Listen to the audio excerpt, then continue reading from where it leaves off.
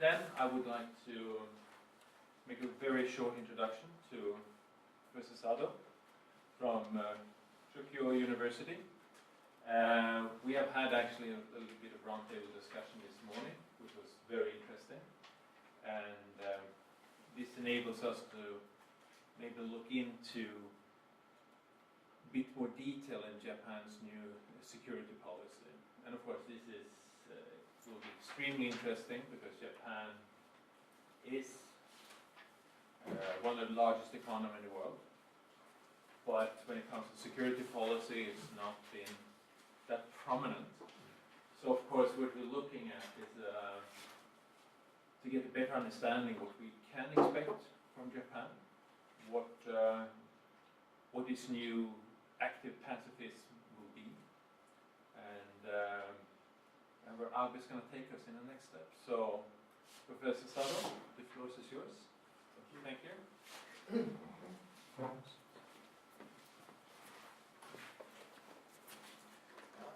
Thank you for the introduction. Hello everyone. I'm Akihiro Sado, coming from Japan.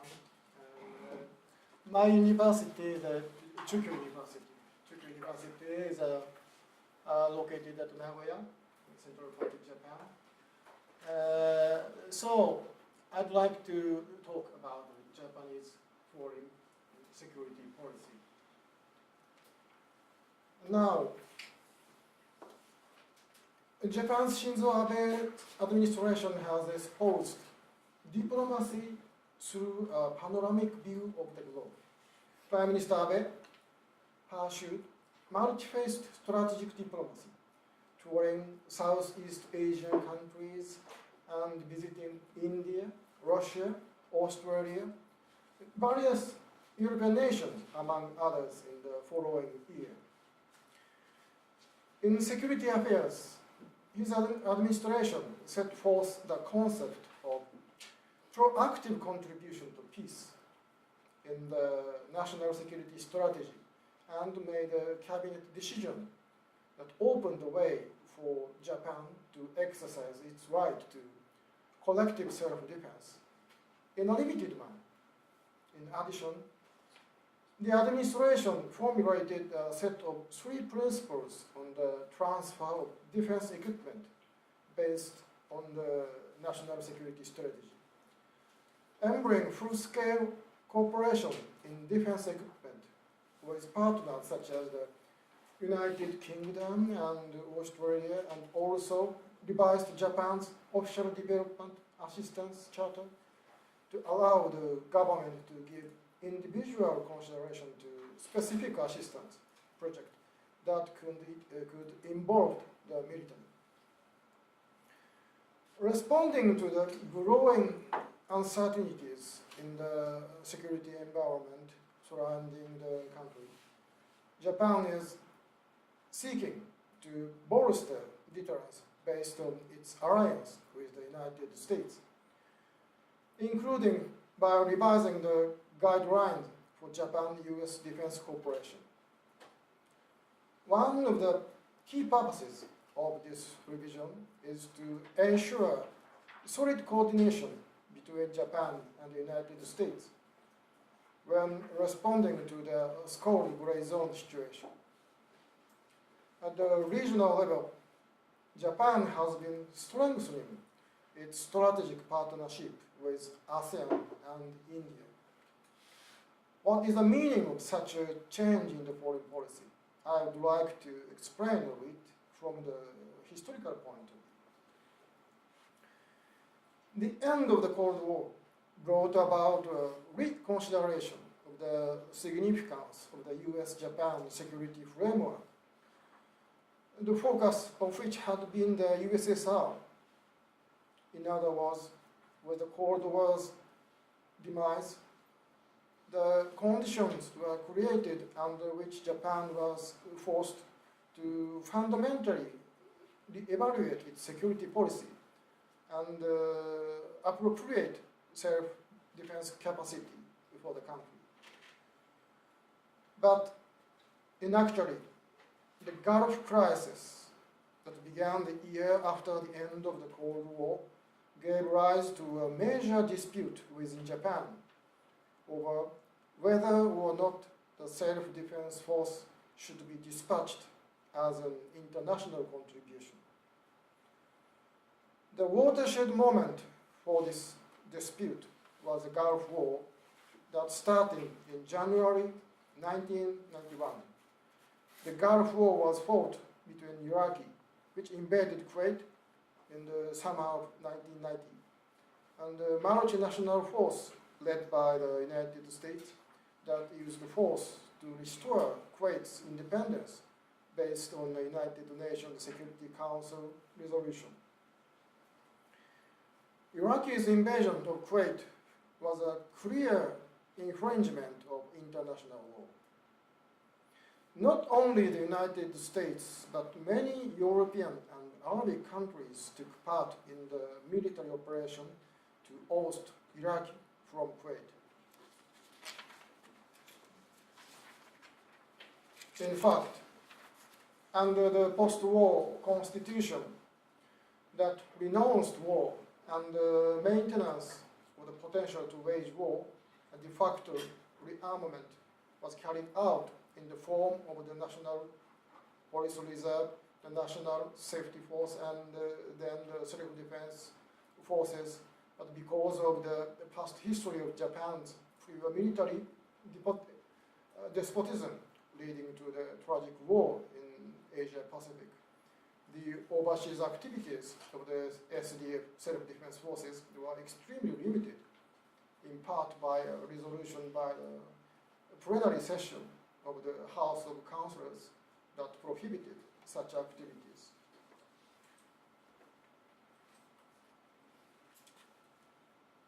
This is the Japanese constitution, Article 9.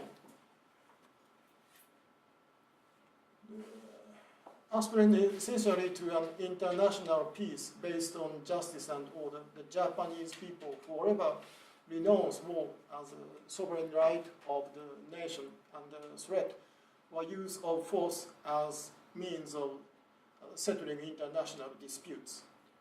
In order to accomplish the aim of the preceding paragraph, land, sea, and air forces, as well as other war potential, will never be maintained. The right of belligerency of the state will not be recognized. This article is based on the after World War's Japanese pacifism. But the other part, these sentences exist.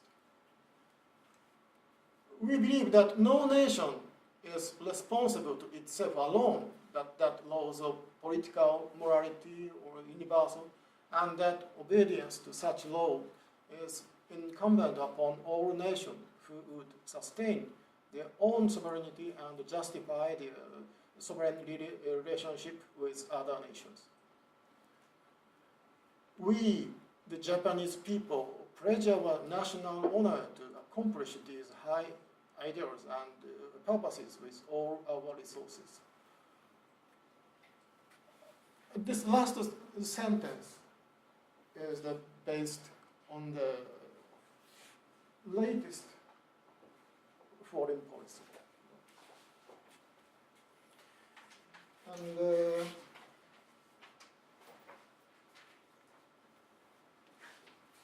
rearmament process, Japan.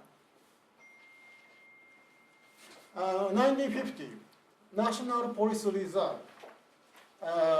This year occurred a Korean War. And 1952, National Safety Forces. This is an independent year from the occupation of Japan. And 1954, Self-Defense Forces is created. The National Police Reserve and the National Safety Forces substantially constabulary, not armed, but self-defense forces Japan says self-defense forces, not army, but substantially is military forces. From the time that the self-defense forces, SDF, was established, the idea of having those troops engaged in overseas activities was viewed as a taboo.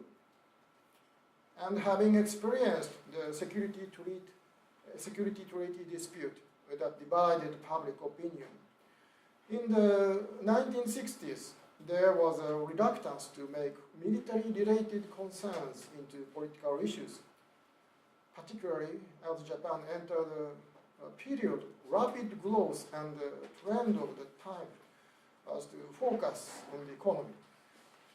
However, unlike in the wake of the September 11 terrorist attacks, Iraqi war, or in the context of anti-piracy, Japan was unable to dispatch the SDF and only provided financial aid amounting to as much as $13 billion US. This inability to participate in international military operations against this clear invasion of another country's sovereign territory in the Middle East, upon which Japan depends greatly for oil supplies, led to underappreciation by the international community of the importance of Japan's financial assistance. Japan's response to the Gulf War had such a great impact on Japan's experts on foreign policy and security that it was described as a defeat. Furthermore, from 1993 to 1994, a tense situation arose when North Korea refused to allow the IAEA, International Atomic Energy Association, to conduct special inspections of an undeclared nuclear facility. The United Nations Security Council discussed sanctions against North Korea, and the United States is said to have considered a limited military campaign against the nuclear facility. In this situation, known as the First Korean Nuclear Crisis, it was again made clear that Japan would not be able to assist the United States in a manner involving the SDF. Although Japan depends on the Middle East, where the Gulf War occurred, for 80% of its oil, it is a region that is still far away from Japan. North Korea, on the contrary, is one of the Japan's immediate neighbors, and its development of nuclear weapons has a great impact on Japan's security, meaning that the prevention of such development is of critical importance to Japan. If Japan was unable to provide any kind of direct assistance to the United States, even in a contingency involving North Korea, it was feared that this would create a serious crisis in the US-Japan alliance.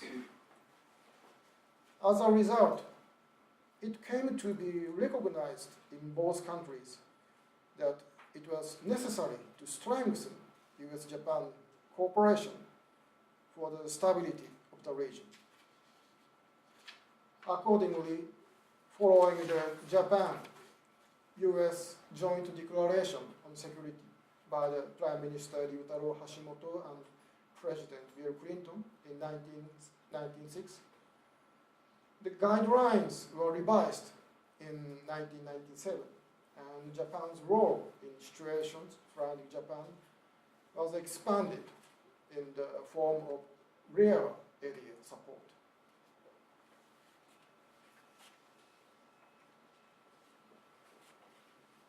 This is a major milestone in security cooperation between Japan and the United States.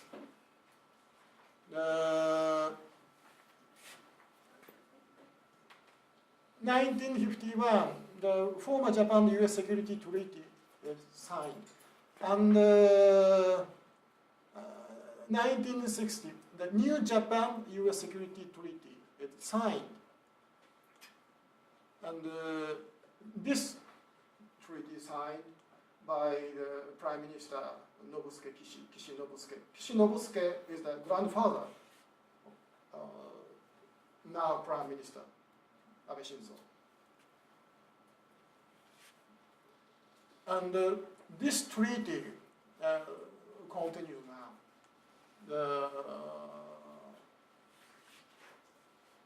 Over 50 years, the very long term, the treaty. But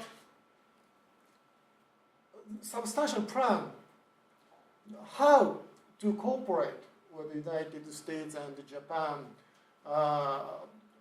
for defense. Japan. There is no plan. Still, the 1978, the first guidelines, formulation of the 1978 guidelines is signed. This is the first step of the U.S.-Japan corporations. The guidelines revised sometimes. The first one is the 1978. The second times, the 1997. Now, last year, the new security U.S.-Japan guidelines.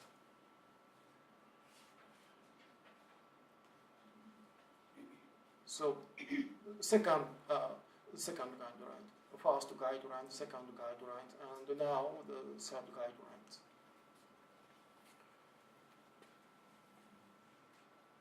And in the 21st century, this debate on security policies became more intense in response to the deteriorating security environment surrounding Japan due to North Korea's nuclear and missile development and the rapid modernization of China's maritime and air capabilities. Then, in the discussion among experts about the legal basis of security, a major point of contention in the 1990s was how to provide support for the U.S. forces operating in the contingencies, such as a conflict in the Korean Peninsula. In the decade of the 2000s, the main issue became how Japan should contribute to the global war on terror. In the 2010s, it can be argued that the question of how to strengthen deterrence of the U.S.-Japan alliance in general attracts more attention. Anyway, the issues on the national security have become ever clearer. The greatest attribute is the increasing threat from China. China is not only growing its military power, but also is accelerating its activities in the area surrounding the Nansei Islands of Japan. Nansei Islands, the other one is Okinawa Islands. With regard to Japanese national security policy, the concern over the increasing influence of China had expressed first in the National Defense Program Guideline for financial year 2005 and beyond. Japan plans to counteract Chinese threat mainly in two ways. The first one is to shift its defense capabilities to the area surrounding the Nancy Islands. The second is a coalition with ASEAN countries, which are also involved in territorial disputes with China. The policy to tighten the coalition with ASEAN countries to strengthen the military power in the area surrounding the Nancy Islands in such ways is for shield and defense and for the territorial dispute.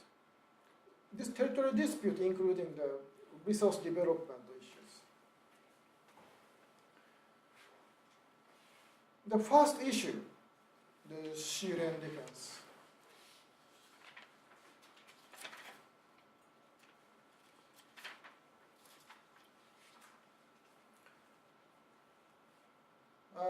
Shield and defense has been successful mainly in anti-piracy measures. Specifically, it involves the operation of maritime self-defense forces in Somalia waters and that of Japan Coast Guard in Southeast Asia. This is the main sea land of Japan, the Gulf Bottom, the Indian Ocean, and pass through the Malacca Strait and reach to the Japan. As you know, the many pirates active in these Somalia waters. So Japan dispatched the maritime self-defense forces and the Japan Coast Guard. The counter-piracy operation, the escort deployed and escort and patrol, these activities for anti-piracies. It's many effect. So the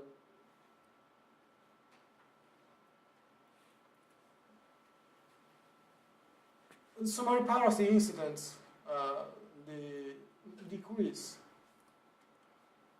So total number of piracy activities and the decrease. This is a point. The pirates active. 2008, 2009, 2010, 2011.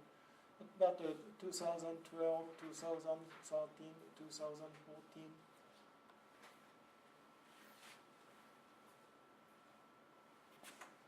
So,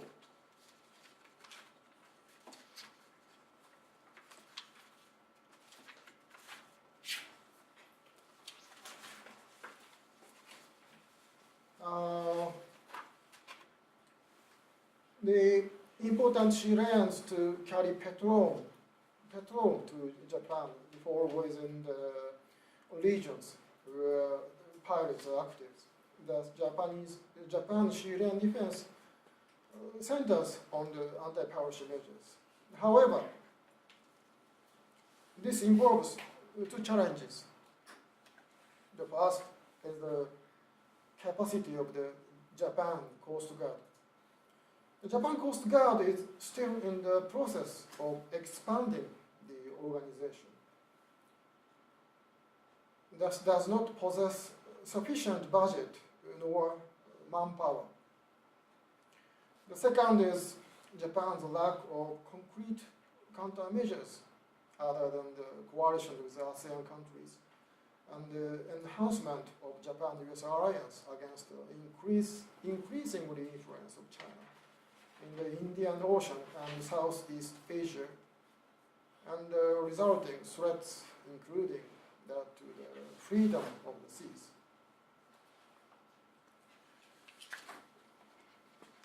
Next,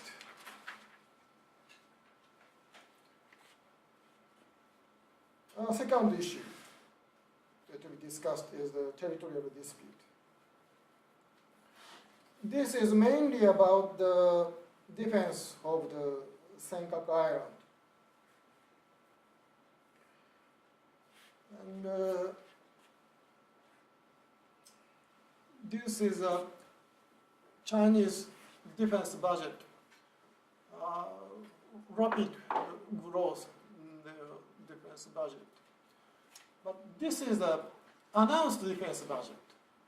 But the real defense budget is not more. And the power balance comparison, the Taiwan,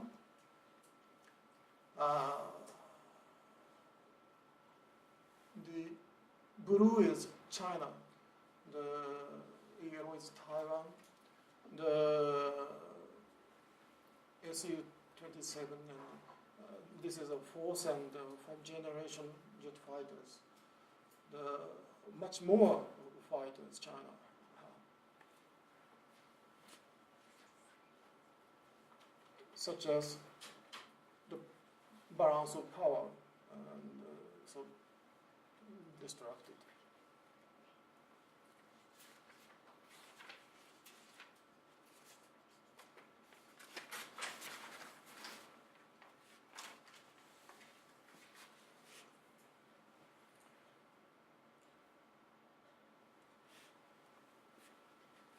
This is recent Chinese activities in the water near Japan. Okinawa, mainland Japan, Hokkaido, Honshu, Kyushu. As I said, Nansei Island, this Okinawa, the East China Sea, Taiwan, and South China Seas.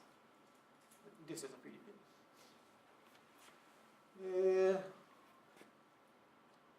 This is the through gate from China to the Pacific Ocean.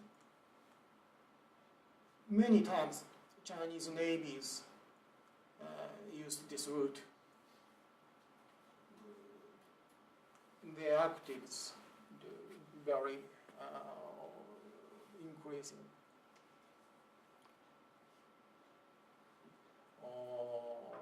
4 vessels, 2 vessels, and not countable. So, many activities in China.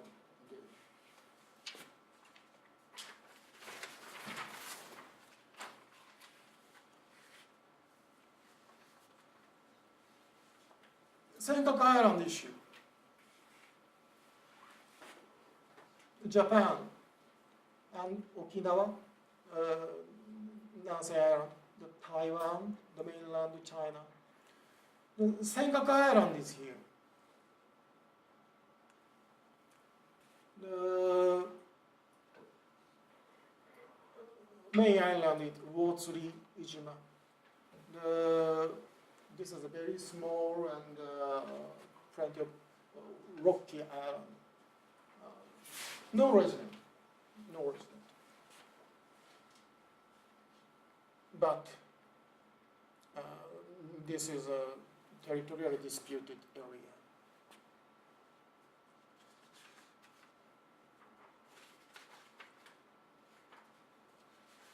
Because 1885, Okinawa Prefecture, Senkaku Island included Okinawa Prefecture. The Okinawa Prefecture launched investigation in the Senkaku Island. Japan confirmed that the Senkaku Islands were uninhabited and not under the control of any other state. So, Japan government.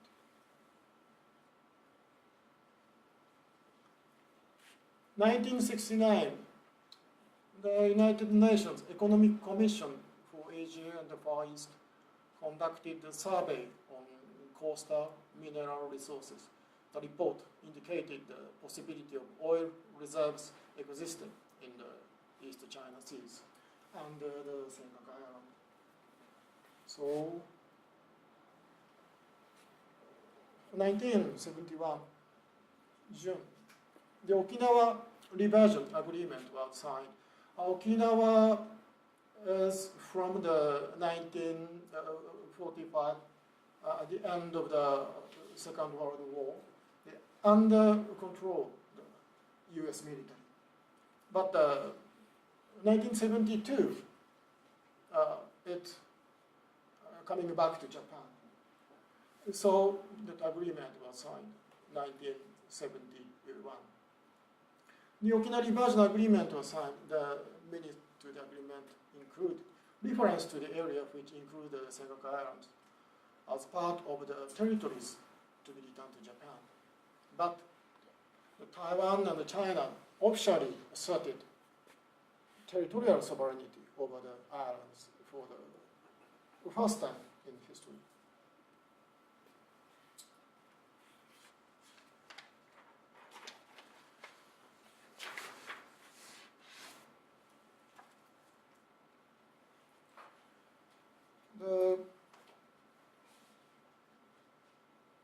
Based on the 1978 statement of Deng Xiaoping, both Japan and China had pursued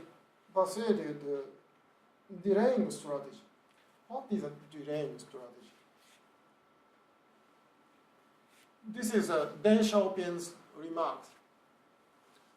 It doesn't matter if this question is a Senkaku territorial problem.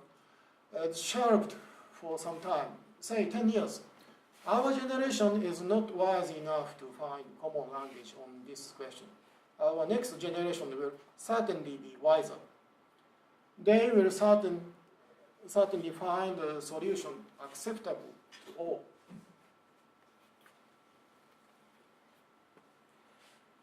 Although China has agreed to Japan's claim in the 1980s, it accelerated the development of natural resources in the East China Sea at its own discretion in the 1990s, and is recently increasing its activities, backed by the growing sea power in the area surrounding the Senkaku Islands.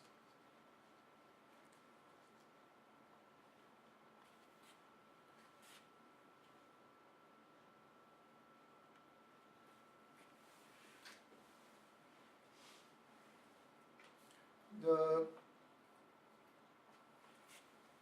1992, China established the law on the territorial sea and the contiguous zone. It explicitly stated unfounded legal claim for the first time. Senkaku Islands were the territory of China. And in 2010, September, many Japanese people or memory that understand. A Chinese fishing trawler collided with Japan Coast Guard vessel. This incident, Chinese government ships intruded into the waters around the Senkaku Islands more frequently than before. This is the picture. The fishing trawler crashing into the Japanese Coast Guard vessels, patrol vessels on the Senkaku Island.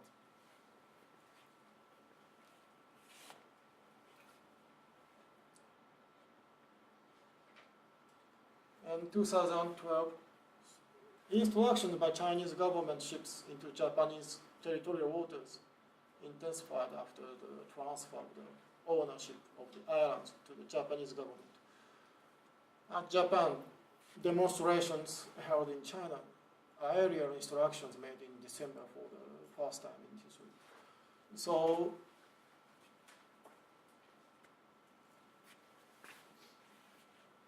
this is the Japanese Coast Guard patrol vessels, and these Chinese offshore ships.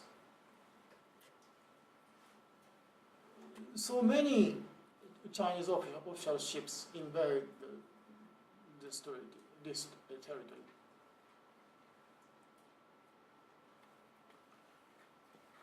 And this is the number of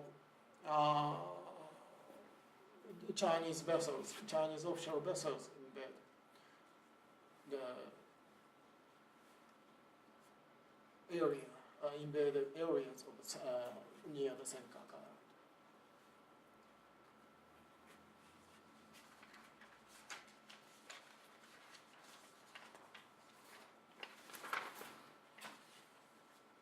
The criticism against such attitude of China's is growing these days. On the other hand, Japan aims at preventing the territorial dispute from turning into the conflict factor between the two nations by promoting the joint development within the area for the mutual benefit without recognizing the dispute. Thus, in effect, has been an attempt to make the Japan-China border in the East China Sea a soft border. Some Chinese leaders who did not wish to worsen the Japan-China relations seemed to have sought to prevent the tension between the two nations from worsening to its extremity. However, now China has become tough to negotiate with. The future development of this issue is among the most important challenges.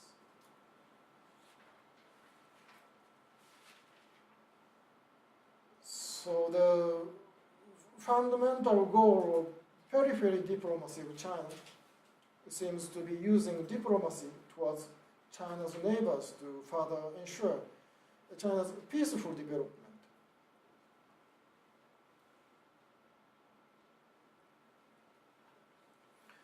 Central to such periphery diplomacy is the deepening of economic ties through trade and currency circulation. China has raised the idea of a new Silk Road belt initiative that would promote economic relations with Central Asia and the Middle East and even Europe. China is also proposing to strengthen economic relations through 21st century maritime Silk Road to encompass Southeast Asia, India, and Africa. Other goals of such diplomatic policies include acquisition of energy resources and ensuring access to route other than through the Strait of Malacca. And this is China's proposed new Silk Road. And maritime Silk Road. The connect with China, connect with the many areas, Central Africa, the Southeast Asia countries, and Europe, and Africa.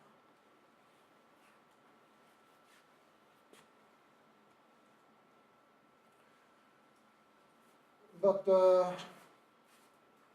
at present, any time the Chinese leadership speaks of peaceful development, without fail, there will also be reference to protection of China's core interests.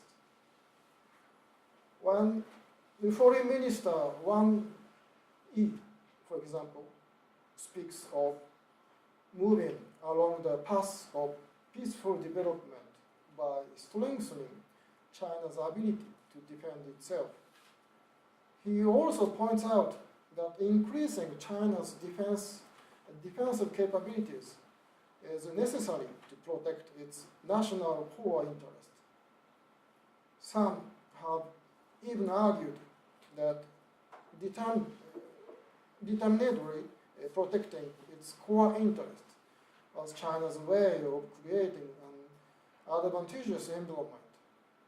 Such stances seem to contribute to China's formulation of some tough unilateral policies. In East Asia was a year of growing risks to security that could lead to serious unforeseen incidents or armed confrontations.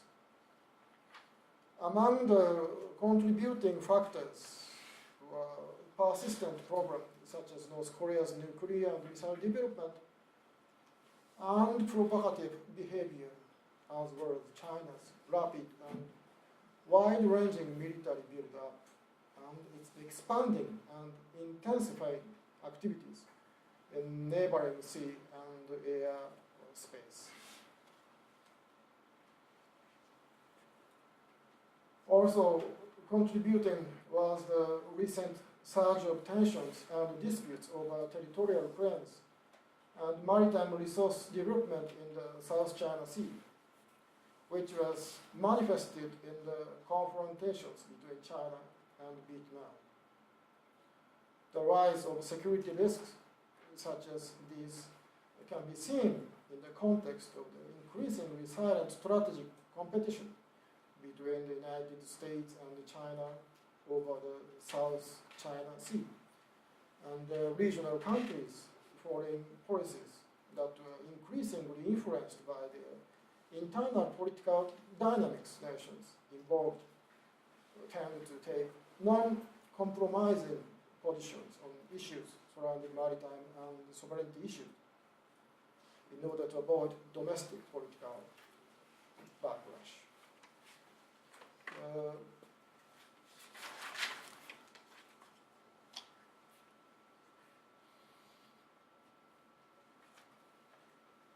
The South China Seas, the national claims in the South China Seas, the China and Vietnam, Philippines, and Indonesia, and Malaysia, the very confused area, the territorial claims. And so some focused about Paracel Island and Spratly Islands. And many people concerned about this line, this red line, 1, 2, 3, 4, 5, 6, 7, 8, 9. 9 dot line. China claims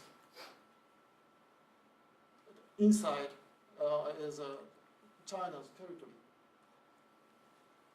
Why China's territory?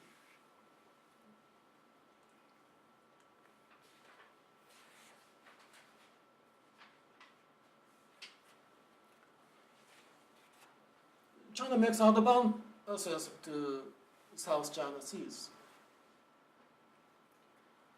According to the growing of its power, the China advancement is gradually advanced. 1950s, 1980s, 2000.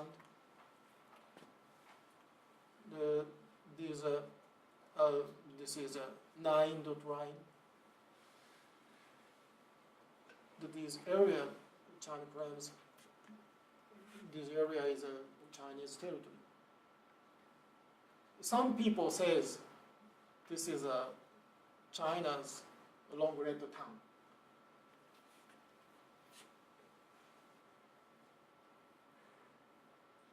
So apparently, this claim by China, it is not true, and not based on the international law. So 1950s, France withdraws, and 1973, the end of the Vietnam War, the United States withdraws. And 1980s, Soviet and so presence in the Vietnam declared. And 1992, United States withdraws from the Philippines. So gradually advanced their influence on China.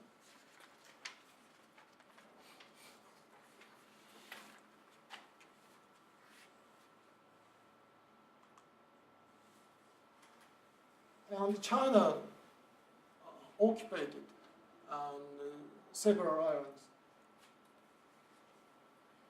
Subi Reef, Woody Island, Gavin Reefs, Hughes Reef, or Mischief Reef, Johnson South Reef, Croton Reef, Fearing Cross Reef. In detail,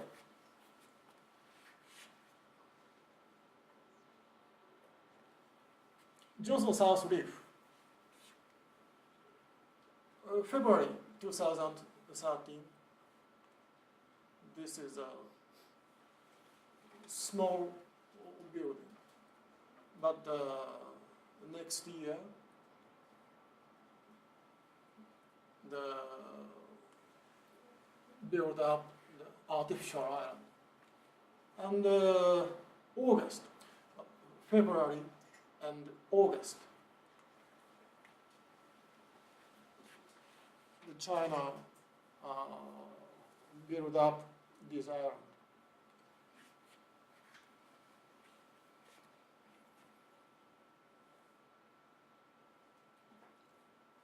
Demon leaves. March 2014. Original structure. This is original structure. The original structure, but other places, the China constructed this artificial man-made island. And January 2015, more bigger.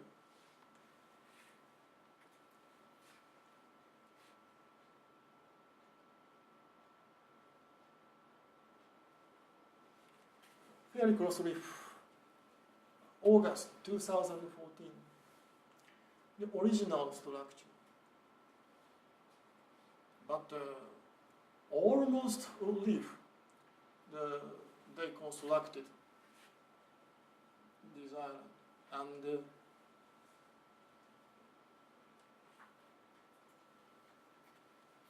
they constructed the runway.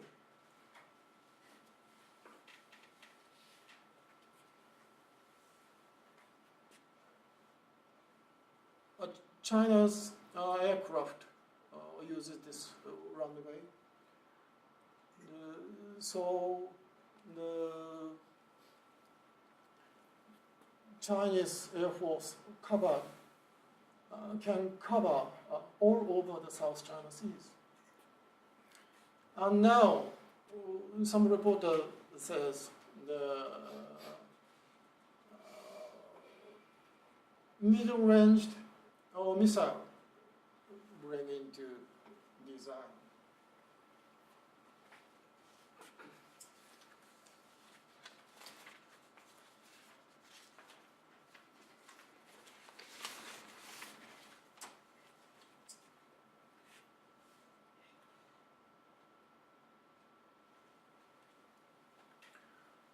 So, this is a Spratly Island. China constructed some artificial islands. China's aircraft can cover these areas. So the increase in China's Air Force presence began bigger.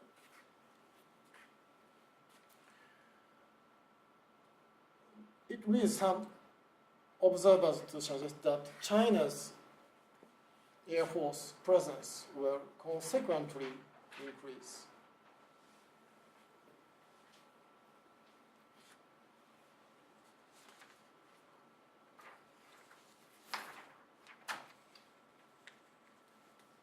what should do the other countries responding to the China's activities? The comparison of Navy or Air Force capabilities, China, Vietnam, Malaysia, the Philippines, the combat aircraft, China, Vietnam, Malaysia, the Philippines, the warship, China, Malaysia, Philippines, Vietnam. It is apparent that China's power is so bigger. So, the countries against China need to cooperate with each other. And it is important to cooperate with United States. So, what do the United States do?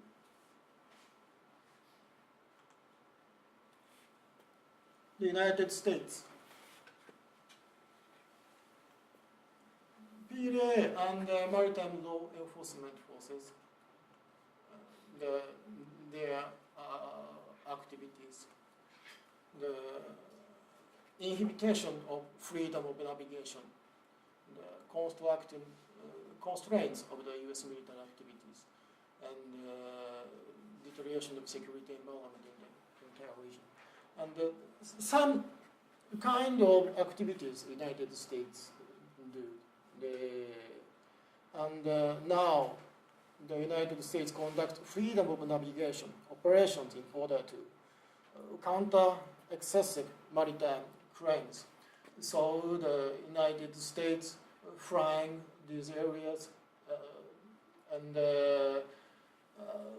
their cruisers across these areas also sometimes.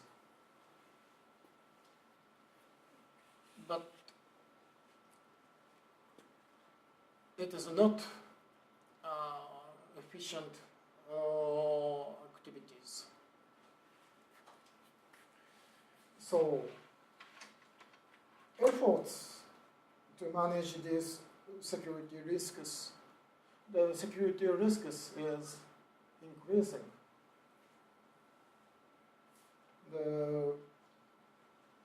To manage these security risks and stabilize the situation through bilateral and multilateral channels have also been seen in the region. Nevertheless, despite the emerging shared recognition of the need for risk management among the major countries in the region, they have yet to establish concrete mechanism for that purpose and build mutual confidence.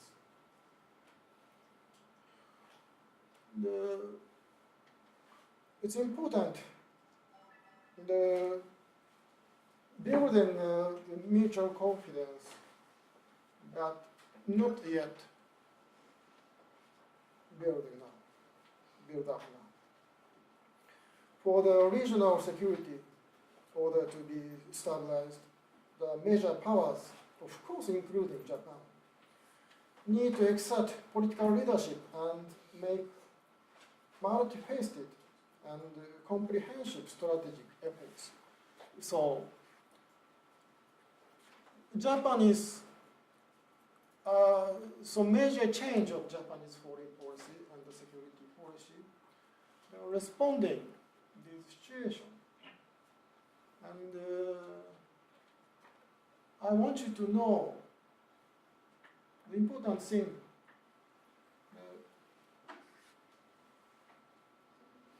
Both Russia and China do the same thing to attempt to change the status quo by force. If once we accepted the risks more growing up. So the Japan tried to strengthen the cooperation with other countries. Thank you.